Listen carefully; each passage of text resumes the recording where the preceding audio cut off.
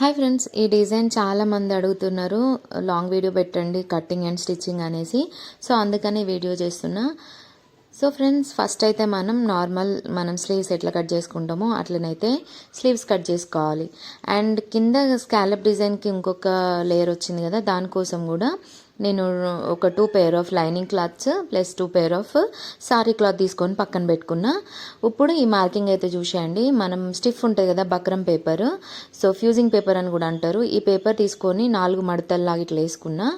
ఒక సైడ్ ఏమో 1/2 ఇంచ్ వదిలేసుకొని ఒక లైన్ డ్రా చేసుకొని ఇంకో వైపు 1 ఇంచ్కి అయితే మార్క్ చేసుకుంటున్నా. మార్క్ చేసుకున్న దాన్ని అయితే మనం స్ట్రైట్గా లైన్ లాగా అయితే గీసుకోవాలి. సో ఇటువైపు సరిగ్గా లైన్ కనిపించట్లేదని మళ్ళీ ఒకసారి గీస్తున్నా. సో ఇట్లా మనం చేసుకున్నాక ఇటేమో 1/2 ఇంచ్ ఉంచుకోవాలి, ఇంకొకటేమో 1 ఇంచ్కి బాక్స్ అనేది కొట్టుకోవాలి.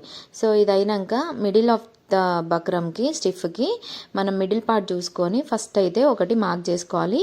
ఈ మార్కింగ్ కూడా నేను ఎట్లా చేస్తానంటే, ఒకటి మనం ఏదైనా రౌండ్ పార్ట్ తీసుకొని ఇట్లా రౌండ్స్ అయితే కొట్టుకోవాలి. దీనికోసం మీరు ఏదైనా తీసుకోవచ్చు. నాకు ఇది కరెక్ట్ సైజ్ అనిపిస్తుంది కాబట్టి థ్రెడ్ అయితే తీసుకున్నా నేను.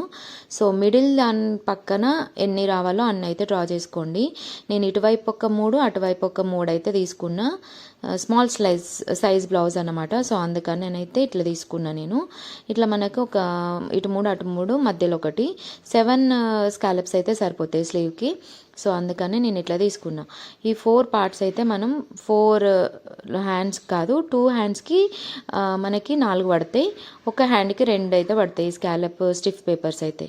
సో ఫస్ట్ అయితే నేను ఒకటి ఇట్లా స్టిచ్ అయితే వేసుకున్నా. వీలైతే మీరు ఐరన్ అనేది వేసుకోవచ్చు, లేదంటే నాలాగా ఇట్లా స్టిచ్ అయితే వేసుకోండి. సో కదలకుండా ఉండడానికి ఫస్ట్ అయితే నేను రఫ్గా ఎడ్జ్ నుంచి ఒక స్టిచ్ చేసిన తర్వాత ఇప్పుడు స్కాలప్స్ అనేటివి డిజైన్ ఎట్లుందో అట్లనైతే స్టిచ్ చేసుకుంటున్నా. ఎగ్జాక్ట్ ఆ మూలలు అనేటివి కరెక్ట్గా స్టిచ్ చేయాలి. అట్లని బక్రం పేపర్ పైననైతే కుట్టు రాకుండా ఎగ్జాక్ట్ దాని పక్క నుంచి స్టిచ్ అయితే వేసుకున్నాక ఇంకా ఎక్స్ట్రా క్లాత్ కట్ చేసుకొని ఇట్లా మధ్యలో కటింగ్స్ ఉన్నాయి కదా, ఆ కటింగ్స్ దగ్గరనైతే కరెక్ట్గా కట్ చేయండి. అట్లా కట్ చేస్తేనే మనకు రివర్స్ తీసుకున్నప్పుడు నీట్గా వస్తుంది, లేదంటే ముడతలాగా వస్తుంది. సో ఫోల్డింగ్స్ అనేటివి పడిపోతాయి, నీట్గా అయితే కనిపించదు. సో అందుకనే ఫస్ట్ అయితే మంచిగా నాచెస్ అనేటివి మంచిగా కట్ చేసుకున్నాకనైతే ఇట్లా స్టిచ్ చేసుకోండి నేను చూపించినట్టు.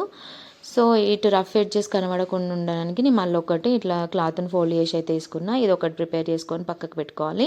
ఇప్పుడు మళ్ళీ మనం స్లీవ్ తీసుకోవాలి. ఈ స్లీవ్కి మనం సపరేట్ లైనింగ్ వేరే తీసుకోలేదు. నేను దీనిపైన లైనింగ్ పైన అయితే ఇది అటాచ్ చేస్తున్నా, ఎందుకంటే ఇది ట్రాన్స్పరెంట్ క్లాత్ కాదు కాబట్టి నేను లైనింగే యూజ్ చేసుకొని స్టిఫ్ అనేది స్టిచ్ చేస్తున్నా. ఒకవేళ ట్రాన్స్పరెంట్ క్లాత్ అని అనుకుంటే కనుక మనకు ఇంకొకటి లైనింగ్ పీస్ అనేది తీసుకోవాల్సి ఉంటుంది, దానిపైన స్టిచ్ చేయాల్సి ఉంటుంది. సో నేనైతే ఇక్కడ ట్రాన్స్పరెంట్ క్లాత్ కాదు కాబట్టి నేనైతే లైనింగ్ పైననే తీసుకొని ఇట్లా కట్ చేసుకొని రివర్స్ అయితే తీసేస్తున్నా. సో ఇట్లా రివర్స్ తీసుకున్నాక మనకి ఇంతకుముందు స్టిచ్ చేసి పెట్టుకున్నది ఉన్నది కదా, అది అనేది దీనిపైన ప్లేస్ చేయండి. సో మనకి నచ్చినట్టుగా ప్లేస్ చేసుకొని ఇప్పుడు దీనిపై నుంచి అనగకుట్టేసుకోవాలి. అనగకుట్టేసుకుంటే ఏంటంటే ఇంకా మనకి కదలకుండా ఉంటుంది. లేదు అని అంటే అనగకుట్ట వేయకపోతేనైతే నీట్గానైతే ఉండదు. సో అనగకుట్ట అయితే కంపల్సరీ వేసుకున్నాక లైనింగ్ చుట్టూ క్లాత్ స్టిచ్ చేసుకొని నేనైతే ఎక్స్ట్రా క్లాత్ అనేది కట్ చేసేసుకున్నా. సో ఇది మన స్లీవ్. సో ఎట్లా వచ్చిందో కమెంట్ అయితే చేయండి ఫ్రెండ్స్. నచ్చితే మన ఛానల్ని సబ్స్క్రైబ్ చేయడం మాత్రం మర్చిపోకండి. ఇంతకుముందు కూడా మన ఛానల్లో పెట్టినా కానీ చాలామంది మళ్ళీ అడుగుతున్నారు. సో కాబట్టి మళ్ళీ ఒకసారి చూసేయండి. Bye friends.